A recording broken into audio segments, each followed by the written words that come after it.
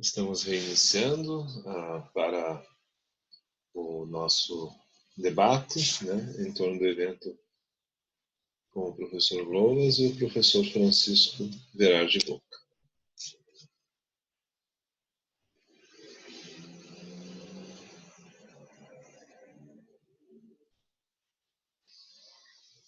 Estamos voltando.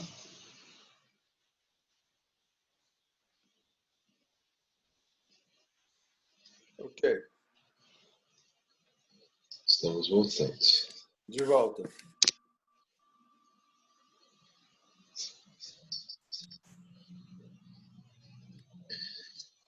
Por favor, conclua, profesor Lomas. Concluyo simplemente diciendo, por las preguntas que me hacía la gente, los amigos, claro, entonces es importante más que nunca... Perdão, desculpa, é só as perguntas que foram feitas por escrito no chat, elas não voltam para o novo chat, então é necessário reformular. Obrigado, desculpe a interrupção. Entonces, por eso decía, más que nunca ahora, psicoanálisis, teoría crítica, feminismo, son grandes herramientas que nos permiten leer mejor el presente, mucho mejor el presente, para ir construyendo una filosofía a la altura de las demandas mundiales. Hay que pensar en el acontecimiento mismo de la pandemia, en el acontecimiento mismo del capitalismo, con una lógica del psicoanálisis, con la teoría crítica, con modelos como el feminismo, que yo creo que nos permiten entender mejor lo que pasa y poder abrir un nuevo horizonte. Eso, por lo menos ahora contesto eso. Francisco, continúa tú, amigo. Acho que a gente pode, então, ir falando um pouco cada um, né? Talvez até sobre os mesmos assuntos. Uhum. Eu observei ali no chat das perguntas uma que me chamou a atenção sobre por que as igrejas evangélicas têm tanto poder no Brasil. Quando eu li isso aí, óbvio, quando eu li essa pergunta, Ricardo está voltando ou está caindo?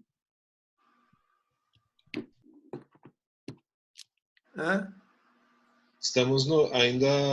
O nosso link está se mantendo. O Ricardo, do Ricardo aqui não. Mas acho que ele voltou agora. Então, eu me lembro que em 2017 nós fizemos um colóquio lá na PUC de Valparaíso e certamente o Ricardo estava nesse almoço, conversando ali com os colegas, professores de lá e de outras tantas universidades que tem no Chile. Veio à tona esse assunto e eu dizia que aqui no Brasil os evangélicos perseguem o poder de uma maneira que se poderia, assim, entre aspas, dizer que não é ideológica, porque eles estão com todos os governos, né? É preciso lembrar que o Crivella, que agora vai ser o aporte da família Bolsonaro no Rio de Janeiro para as próximas eleições, era ministro da Dilma, né? Então é preciso deixar claro isso, os evangélicos nunca estão fora do poder, eles não têm ideologia nesse sentido que a gente coloca, né? E aí a questão lá do almoço com os colegas, quando eu disse que eu preconizava que a médio prazo, porque veja, nós já tentamos um professor, nós já tentamos um acadêmico da literatura, nós já tentamos um operário, nós já tentamos uma gerente, estamos em plena tentativa de um militar, está faltando o quê? Um religioso no poder. Então, me parece que é uma construção lenta, laboriosa, uma inteligência política muito mais aguçada do que as dos professores, dos militares, do intelectual, desse, aquilo. Tivemos até um playboy, que foi o primeiro empichado. O Collor. E agora, então, estamos muito próximos de finalmente a fruta amadurecer e cair do pé. Quer dizer, é o momento em que os evangélicos vão estar com todo esse know-how para alcançar a presidência, né? E aí um dos colegas falou assim, mas por que no Brasil os evangélicos têm interesse em ocupar cargos políticos? Eles aqui no Chile eles não fazem isso. Eles se limitam ou se especializaram em ter forças políticas. Eles se organizam, criam redutos e depois negociam aquelas forças.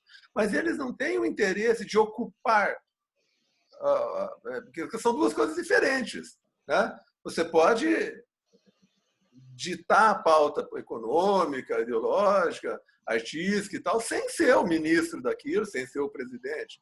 Mas no Brasil tem essa curiosidade mesmo. Os evangélicos, eles têm um poder muito grande por esse rizoma social. Quer dizer, eles estão completamente entranhados dentro da sociedade, né? E eles ocupam, eles usufruem desse poder sob a forma de dizer: deixa que eu chuto a bola, né? Eles querem progressivamente ocupar esses postos. Então, me parece que a diferença é essa, é uma diferença estratégica. Eu não sei se vai, né, que consequências isso vai ter, mas é uma consequência estratégica. Agora, a segunda questão relativa a isso é por que, então, eles teriam essa força, quer dizer, da onde que vem isso? Veja, todas as pessoas que são da minha geração sabem quantas décadas foi construído um discurso, não vamos ter medo de dizer aqui, um discurso à esquerda, que trazia valores que hoje são chamados de globais, mas valores de tolerância, valores de acolhimento, de distribuição de renda, de tolerância de comportamentos, etc., de participação popular. E tudo isso funcionou muito bem até a chegada ao poder. Nós sabemos que, depois disso, o único segmento que continuou na base é o movimento evangélico. Não há outro, salvo alguns pequenos aqui, tanto à direita como à esquerda. Mas o único grande movimento que continuou no corpo a corpo, né? Todas as pessoas da minha geração sabem que estudante saía da aula ou matava a aula para ir para algum lugar participar de alguma reunião, para organizar alguma coisa, né? Hoje, os estudantes não fazem mais isso, os professores não fazem mais isso, os intelectuais não fazem mais isso, porque já conquistaram, né, os seus espaços, o seu discurso já foi bem sucedido, e o único segmento expressivo que continua batendo de porta em porta e perguntando para as pessoas o que se passa, o que você precisa, oferecendo um lugar de convívio, é o movimento evangélico. Então, não é de surpreender que eles tenham essa ramificação, esse poder de, num dado momento, um pastor dizer: eu tenho aqui 5.000 pessoas para ir na tua manifestação de apoio, de repúdio, e tenho aqui os kits também que eu vou distribuir para todos, para que eles vão uniformizados como um grande exército. Então, me parece que essa presença deles não é de se estranhar, né? É um trabalho eficiente de cooptação, né, para usar um termo que muito utilizado nos anos 70, cooptação popular, organização popular, e eles só não pararam. Eu acho que a diferença é essa, é um movimento que não parou, enquanto outros se fecharam em guetos e passaram a escrever para si mesmos, para seus próprios grupos, e hoje estão falando intramuros, né? Essa a minha análise, porque eu acompanhei os desdobramentos, inclusive dos movimentos religiosos, na Igreja Católica, que apareceu, as reações conservadoras que apareceram sob forma de movimentos carismáticos, no movimento protestante, na Igreja Protestante também, que apareceu sobre esse pentecostalismo, né? E esses, sim, proliferaram, esses continuam na militância. E os outros movimentos, não digo que tenham desaparecido, mas não fazem frente, não têm o mesmo poder de cooptação que eles têm. E os gráficos aí indicam que eles estarão no poder em um prazo muito curto de tempo. Acho que seria legal passar para o Ricardo agora, né? Uhum. Vamos... Liberei o... Só um instantinho, por favor. Precisa liberar só o seu microfone, Lolas. Ya, ahora sí. Ah, ótimo, ótimo. Sim. Fique à vontade. Bien, me gustaría contestar ahí lo que se habla de como de Allison, ¿verdad? Sobre qué pasa con Zizek también. Bueno, eh, acabo ahora de escribir un artículo sobre Zizek y la pandemia, Hegel, que va a salir pronto, y de su libro Pandemic, que se lo pueden leer. Yo lo puse en mi red social, lo puse en castellano, está en inglés también, lo pueden bajar y lo pueden leer, son 70 páginas, se lee bien. Y además está lo que yo les decía, que mi conversación es con Gigi ahora también. Entonces, lo que pasa en él es que sigue siendo, creo yo, revolucionario, pero ya no cree en la gran revolución, no cree como una gran revolución en el sentido clásico de que va a cambiar la producción y distribución del capital, donde hay un sujeto revolucionario concreto. Eso ya pareciera que es imposible, es absolutamente imposible. Por eso Gigi hace mucho tiempo, no sé si lo han leído usted, aparte de verlo en las conferencias o verlo en The Guardian o leerlo o verlo en su conferencia, Gigi hace mucho tiempo que está molesta a la izquierda clásica, sobre todo a la izquierda marxista clásica latinoamericana y europea, la molesta porque ya no cree en la tesis 11 de Marx, en la famosa tesis de Feuerbach de transformar la realidad. Entonces, ¿y por qué Gigi ya no cree en la tesis? Porque una vez más está el lado psicoanalista de Zizek, que lo viene trabajando hace muchos años. Ahí está su trabajo con Lacan y con Jacques Alain Miller directamente. El seminario 17, el reverso del psicoanálisis, ¿verdad? Del año 68-69 de Lacan. Siempre tiene Zizek eso, y además tiene a Jacques Alain Miller. Y pareciera que la revolución vuelve a un punto cero que es peor, y además vuelve a un nuevo amo, el famoso, los discursos del amo, de la histeria, ¿verdad? De la universidad, el discurso de la transferencia y el discurso del capitalismo. Los 4 discursos y un quinto que está velado. Parece que el discurso es volver a un amo, como decía Lacan. Entonces lo que Gigi ve, que en realidad casi hace un juego, como es Gigi, irónico y provocando y molestando a las izquierdas marxistas o marxianas de Latinoamérica y también de Europa, y también a los populismos. Gigi no le gusta el populismo, no le gusta en absoluto el populismo, la teoría populista no le gusta y tampoco los populismos. Entonces lo que hace Gigi es mostrar que pareciera que cualquier intento de hacer una transformación es peor, porque el capitalismo muta y muta a una figura peor, más indestructible, es como un Terminator, o sea, después viene Terminator 2, Terminator 3, Terminator, todo eso dice, dejemos de hacer transformación porque nuestro inconsciente está absolutamente sujetivado por el capitalismo. Entonces las transformaciones son transformaciones en el propio capital. Entonces, claro, entonces ante eso mejor no hacer revolución. Entonces Gigi dice, ahora, ¿qué queda? Volver a la filosofía, a su juego, a la gran metafísica, dice, volver a Hegel, como dice él, hay que volver, reflexión crítica, dice Gigi, reflexión crítica. Entonces, más que nunca hoy, en que estamos subjetivados por el capitalismo, que los chinos son capitalistas, los rusos son capitalistas, donde el comunismo no existe, solamente el comunismo existe en Wikipedia, los terroristas son capitalistas, son todas formaciones capitalistas, entonces, y Gigi no cree en los movimientos culturales. Entonces, en ese ámbito, entonces nos queda reflexión crítica, trabajo de reflexión crítica, para ir pensando un momento de cómo puede generarse algo distinto. Y Gigi, eso es Gigi, para que lo entiendan. Y Gigi creyó, ¿claro? Creyó que el acontecimiento de la coronavirus, la pandemia, el contagio, la cuarentena, el confinamiento, la muerte de miles de personas, el dolor, el sufrimiento, los aeropuertos detenidos, la banca colapsada, los bares cerrados. Entonces Gigi pensó que en este acontecimiento a lo mejor esta era la salida para que se levantara una forma de un comunismo snob, ¿ya? Un proceso revolucionario comunista a nivel de generar sistemas sanitarios colectivos, ¿eh? Así como la gripe española de 1908, que mató entre 50 y 80 millones de personas, imagínense la cantidad de personas que mató en el mundo, generó, entre otras cosas, el sistema de bienestar europeo. los hospitales sanitarios, los hospitales públicos.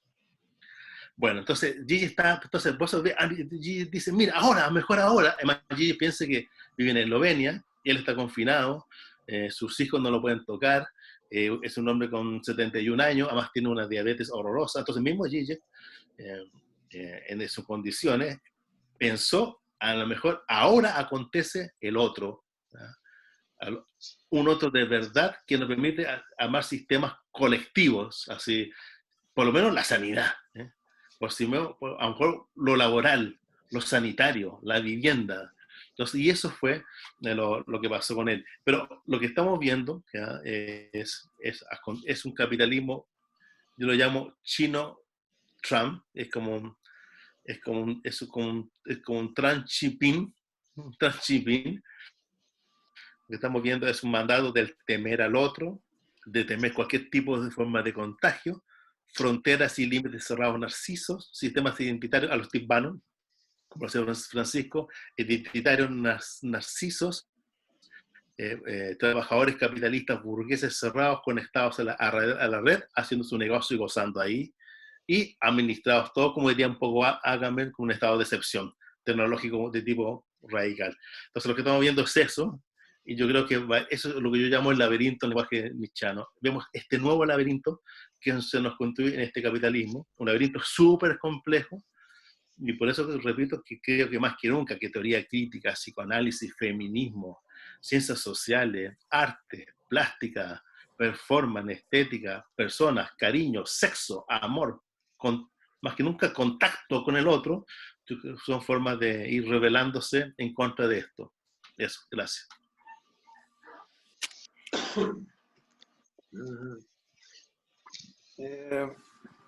Eu estava dando uma olhada aí nas perguntas, né? E me ocorreu fazer um comentário, assim, não sei se responde diretamente, né? Inclusive uma pergunta sobre possíveis... Tá ok a transmissão? Tá ok, Eduardo? Sim, sim, sim. Ah, tá, porque apareceu uma mensagem aqui. Bom, inclusive sobre El mensaje era de Bolsonaro y de la CIA, Francisco. Cuidado con los mensajes que entran en la red, prepárate. Esse aplicativo se autodestruirá. Para fazer outra. Claro, para que lo vea Bolsonaro, Bom, inclusive assim, pensando em que articulações teria, ou identificações teria entre Bolsonaro, o Trump, esses ditadorzinhos europeus que apareceram ali, a própria Inglaterra, né, que tem um descabelado lá também, meio que identificado. É difícil. Eu prezo muito pelas diferenças. Eu acho que cada um tem, vamos dizer, sua característica própria, mas o que não impede que a gente pense num espírito que anima todos eles, né? E no que, durante tudo isso que eu estou, ao mesmo tempo que eu estou falando, eu estou ouvindo o Ricardo e tal, me ocorre uma coisa, o seguinte, pensando então nesses ideólogos, porque o Ricardo está enfatizando bastante as questões econômicas, né, que eu acho fundamentais, mas vamos pensar um pouco então nessas questões ideológicas, pensando então nesse movimento que nós chamamos aí então do tradicionalismo, né? Então veja, se o tradicionalismo é um retorno, tem essa perspectiva de um retorno, até tem uns autores aqui, eu não sei se vocês conhecem, René Guénon. René Guénon foi um ideólogo francês do tradicionalismo. Depois teve um italiano muito importante, que foi, inclusive, ideólogo do Mussolini, chamava-se Evola, e é gente que tem farta literatura e que todas elas constam na bibliografia, na biblioteca do Olavo de Carvalho, e desses Bannon, dessa gente toda. Então, veja, se tem aí uma perspectiva de volta a uma era, né? Porque não é volta dentro de uma era, como eu já disse aqui, é volta a uma outra era, a era pré-científica, pré-racionalismo, pré-tudo isso, pré-cientificismo. ela de certa forma goza vamos chamar assim, de uma filosofia da história linear, seja no sentido de jogar adiante, seja no sentido de recuar no passado. Então, veja, quando tem um lamarckismo aí, no sentido de postular a possibilidade de volta a formas pretéritas. Quer dizer, teve uma história, sim, mas é possível voltar ao estágio dela, assim como quem diz isso precisa admitir que essa história está caminhando para algum lugar. Então, quando eles nos chamam de comunistas, que me parecia uma coisa, há anos eu não ouvia isso, foi agora, recentemente, que eu voltei a ouvir isso, desde 89, com a queda do muro, ninguém mais exportou. Aliás, a última pessoa que falou em exportar modelo econômico foi Trotsky. Dali para frente, houve uma falinha aqui, outra falinha lá, mas ninguém mais exportou o regime político. Né? Fidel Castro tentou uma coisa aqui, outra ali, uma bobagem. Né?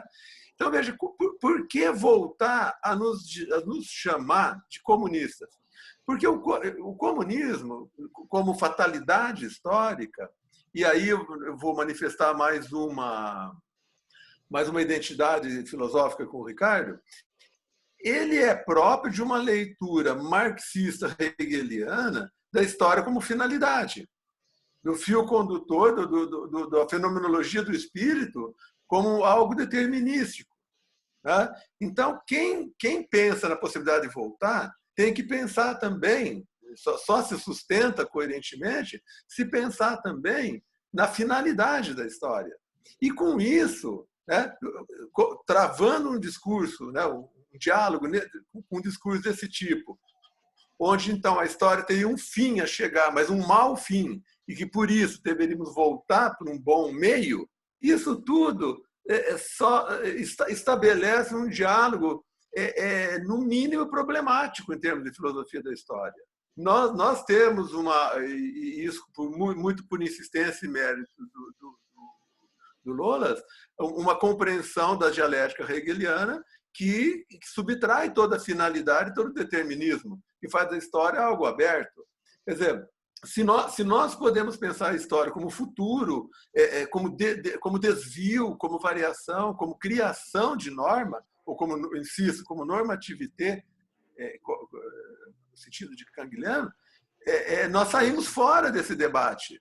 Né? Na verdade, a nossa luta não é para conduzir a história nem para um lado nem para o outro. Nós não queremos comunismo stalinista, porque isso é uma leitura... Já apelei, já exagerei no exemplo. Porque isso é uma leitura marxista equivocada, né? Não questiono as intenções, mas é equivocada do ponto de vista filosófico, assim como a volta a um passado, né? Que está em algum lugar, que estaria em algum lugar. La vuelta al pasado, lo peor, es una neurosis del origen. Sí, como si se volviera a un origen prístino, puro. Sim. Assim como a finalidade, né, a história como ponto de chegada, também tem a sua dose de problema psíquico aí. Né? Então, eu acho que quando os colegas aí que estão trazendo questões e tal, e muito preocupados com o que fazer, a pergunta é essa. O Canguilhem tem um texto que chama Como Agir, né? O que fazer. O que fazer, acho que é do Lenin, né? O do Canguilhem, Como Agir. Né? Como agir. É isso, é agir fora desse enquadro. Nós não estamos construindo alguma coisa que já estava prevista. Nós temos que fazer desconexão, descontinuidade com esse discurso que eles estão impondo. É uma pauta que está sendo imposta para nós. A gente praticamente fica obrigado a defender comunismo, né? De repente você se vê nisso. Quer dizer, se você não quer ser, então, tradicionalista, não quer a fé medieval, então você precisa ser comunista? É isso que eles estão dizendo para nós. É assim que eles querem que a gente responda. Nós temos que dizer, não vamos discutir isso, não queremos essa pauta, nós queremos normativité, nós queremos construir o nosso futuro em razão das nossas necessidades e de acordo com os nossos méritos, como dizia Marx. Isso? Vai lá. Quer falar? Eu acho que você podia falar da Amazônia. Tem uma pergunta aí sobre a Amazônia. ¿Qué dice nuestro moderador, Eduardo? Eu acho que o Ricardo podia falar sobre a Amazônia. Não pode ser? Eu não vi essa pergunta também, engraçado. Uhum. Porque ela se justifica, essa investida na Amazônia, de um ponto de vista mesmo medieval, onde o valor era a terra e a commodity. A própria ministra nossa do agronegócio diz: nós não precisamos de muita terra, nós precisamos produzir muito tomate por metro quadrado. Né? A modernidade, ela pega um vaso e faz aquilo produzir muita coisa. Não precisa de alqueires. E parece que essa nossa ideologia conservadora aí, ela quer voltar para isso, para terras, assim, commodities. Claro, yo llamo al capitalismo, lo llamo hacendal por la hacienda latinoamericana, la hacienda. La reina Victoria tenía una hacienda virtual, que el planeta era la hacienda de la reina Victoria. El zar ruso tenía su hacienda de los pueblos rusos, ¿no? El zar ruso, y está la hacienda latinoamericana. Y siempre es como empírica, es la tierra. El inglés un poquito tiene nivel de abstracción, y para el inglés la tierra es lo virtual, lo financiero, el Commonwealth, son más inteligentes. Está la tierra del Amazonas, está la tierra del sur de Chile. Los alemanes son de tierras, quieren las tierras griegas, las islas griegas, quieren los alemanes, siempre quieren tierras. Es interesante cómo operan ahí algo como identitario, nacionalista, neurótico, de atrapar de los soberanos a través de la tierra. Una cosa interesante que yo ahora estoy terminando el libro de Nietzsche y lo entrego. Tengo hoy un contrato, ahí como lo nombró Francisco, con Lenin. Mira, yo soy el editor de Lenin, para Cal, ahí les cuento. Pero como Lenin es gigante y no tengo tiempo, solamente voy a editar un libro de Lenin, que es Las cuestiones filosóficas, los cuadernos filosóficos. ¿Por qué? Porque es el libro de Hegel. Entonces lo que estoy haciendo ahora, y va a salir una edición inglesa, francesa, italiana, espero que portuguesa, y va a salir el próximo año.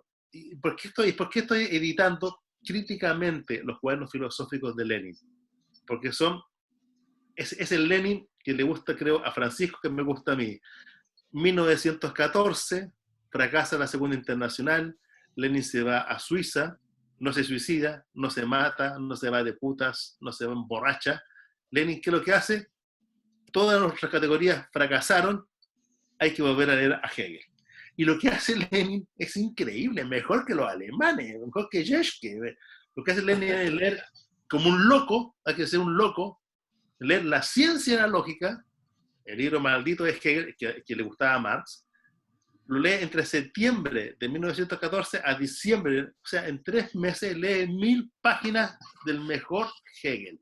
Y ahí Lenin se da cuenta que no era espiritualista, no era absolutista, no era determinista, se da cuenta que lo lógico es un método de transformación material, se da cuenta que el que no ha leído a Hegel no entiende a Marx, se da cuenta por qué fracasó la Segunda Internacional, se da cuenta que el obrero quería ir a la guerra mundial como un burgués, estaba aburguesado el obrero europeo, era un burgués. Y se da cuenta cómo se puede tomarle el poder al zar. Y todo eso, y dice así, el método es material, dice, el método es material. Entonces, es el texto donde más loas se le ha dado a Hegel, ha sido Lenin. Increíble. Y era un Lenin, y después de eso Lenin, ustedes saben, escribió Estado y Revolución, y hizo la revolución y funcionó. Para bien o para mal, funcionó. O sea, por eso el texto estoy muy entretenido, mostrando un Lenin que tenía todo abierto, y más que nunca, la filosofía, la psicoanálisis, la teoría crítica, el feminismo, tiene recursos categoriales fundamentales para generar transformaciones materiales, dicho un fuerte de lo social. Yo creo más que nunca. Incluso la tecnología que tenemos ahora, que estamos conectados España, Brasil, Chile, Barcelona, México, Francia, hay gente conectada. Ahora que estamos conectados, estamos superando las barreras empíricas, materiales, del miedo, ¿no? de la peste, del soberano que nos gobierna. Estamos superando todas las soberanías de gobernanza, aunque nos intervengan, aunque nos vean el vídeo, ya estamos generando un proceso de transformación material, por lo menos la gente que está conectada y la gente que vea esto, y eso yo creo que, y eso, por eso estoy una vez más haciendo Desculpa, Lola. el trabajo, el ejercicio de que la gente vea que Lenin tenía todo para hacer, pero lo hizo porque se puso a leer filosofía seriamente. Eso no es menor, o sea, nunca se va a poder eliminar la filosofia. Isso, Eduardo. É só uma pequena questão acrescentando, não apenas a conexão, mas a possibilidade de manter esse momento vivo, justamente porque ele pode ser multiplicado depois, como se fosse uma cornucópia mágica, né? Pelo mundo inteiro. Ele pode sair, né, pelas telas de todos os computadores permanentemente, porque ele fica registrado, ele pode ser pesquisado através de palavras-chave e novamente nos acessam, e isso de um modo absolutamente não linear, né? Quer dizer que as possibilidades de contato, elas se multiplicam como se fosse o eco da nossa presença e do nosso diálogo, se refazendo constantemente à medida em que as pessoas nos encontram, né?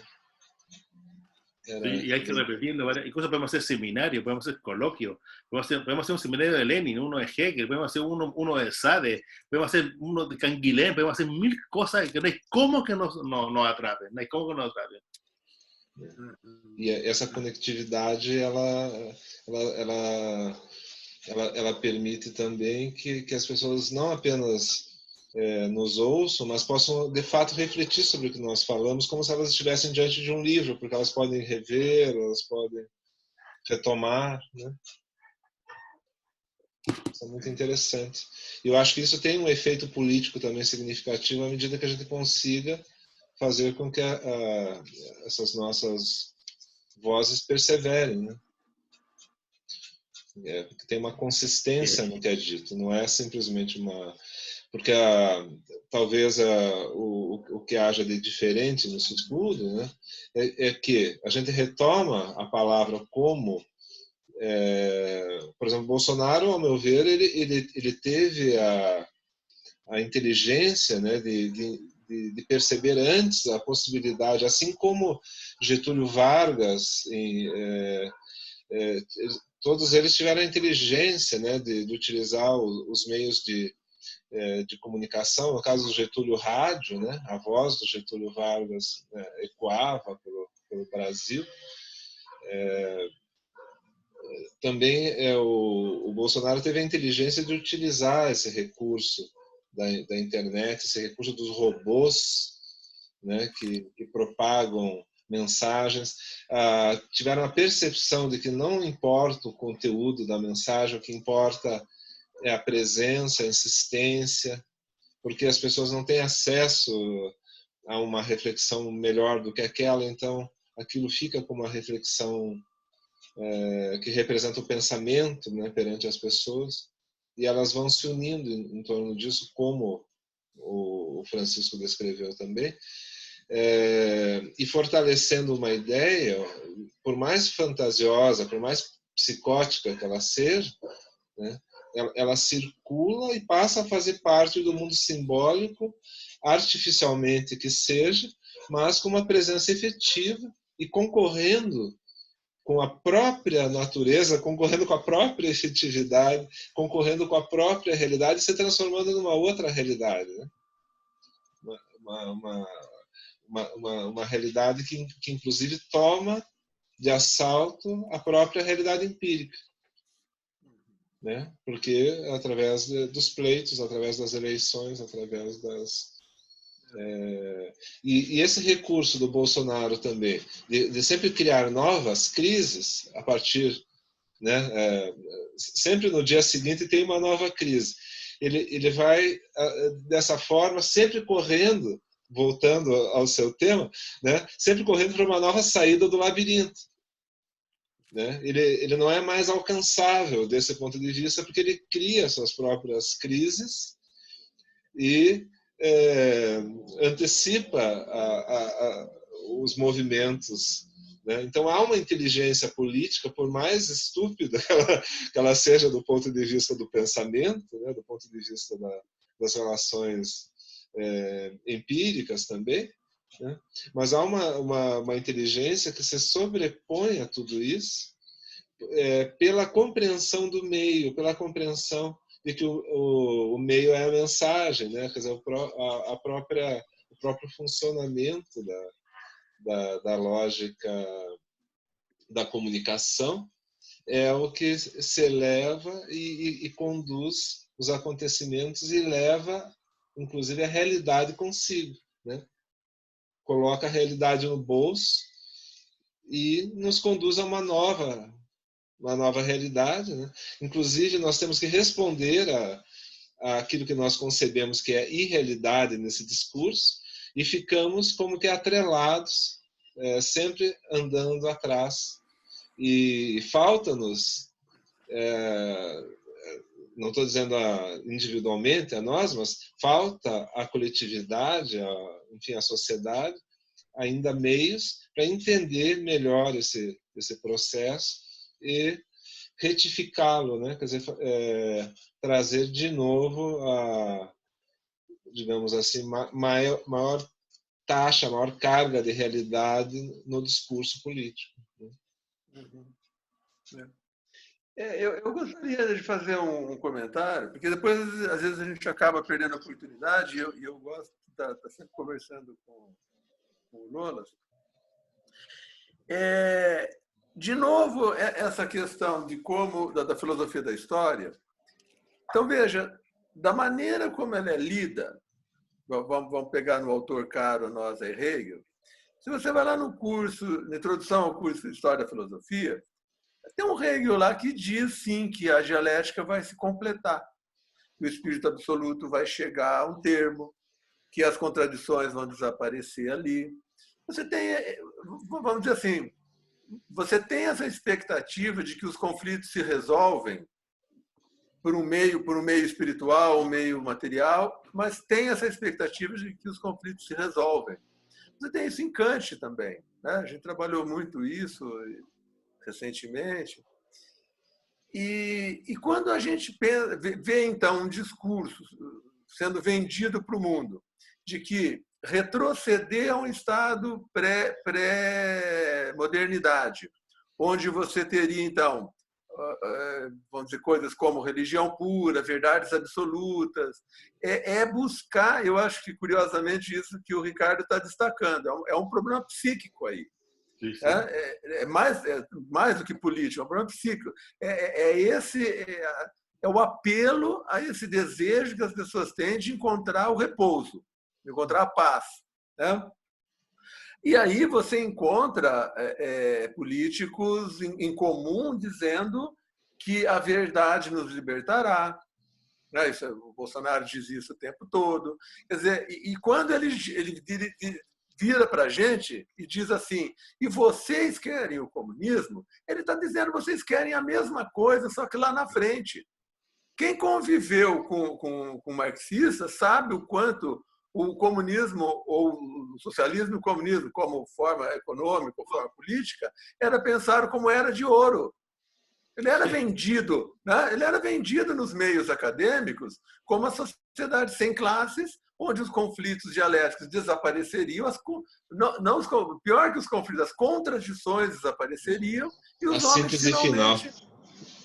finalmente viveriam bem. Né? Então, eles querem compartilhar esse sentimento de paz que todos nós compartilhamos, né? Tanto quem é da direita como quem é da esquerda. E aí, retomando o autor que nós estamos, né, nos ocupando em demasia dele, que é o Canguilhem, quando ele diz, espera um pouco, na ordem social tem uma crise, ela não é autorregulativa, ela tem uma crise constante. Então, quer dizer, se você vai encerrar o arquivo e a gente retoma. Tá. para quem quer a ação política, ele tem que abdicar da estabilidade, tem que se curar dessa questão mental e psicológica e assumir que a vida é crise. Claro, Né? así es. Crise